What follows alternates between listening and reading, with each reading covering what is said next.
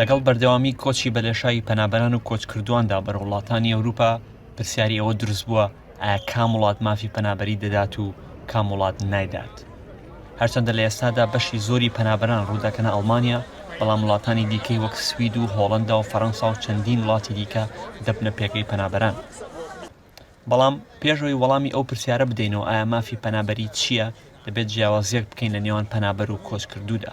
کۆچکردوو ئەو کەسەیە کە وڵاتەکەی خۆی جێدەهێڵێت بۆ دۆزینەوەی ژیانیشی باشتر بەبێ ئەوەی ژیانی لە مەترسیدا بێت لە وڵاتی خۆی، واتە هیچ کەس و لایەنێک زۆری لێ ناکات و ژیانیشی بەگشتی سەلامەتە.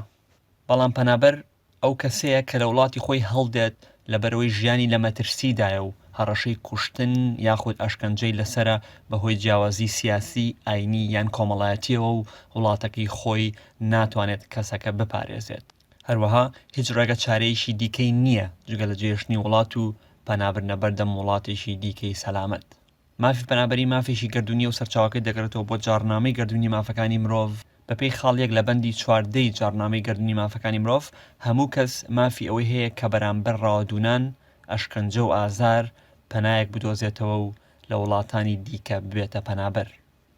دواتر لە ساڵی 1950دا ڕێکەوتنامەی جنێف ئیمزا دەکرێت و وردەکاریەکانی مافی پەنابەریدا دەڕژێت و پاشان لە ساڵی 1954دا ڕێکەوتنامەکە کاری پێدەکرێت.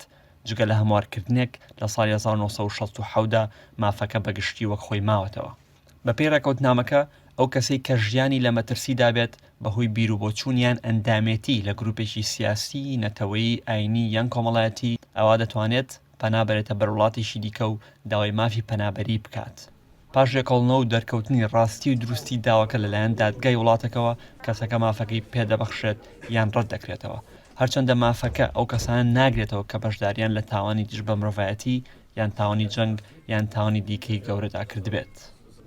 دواتر ئەگەر کەسەکە مافی پەنابەری وەرگرت، ئەوە بەپێی ڕێکەوتنامەکە دەبێتە خاوەنی ژمارەیەک لە ماف لەوانەیە یارمەتی دارایی و مافی نیشتەجێبوون و مافی خوێندن و کارکردن لە وڵاتی تێدایە.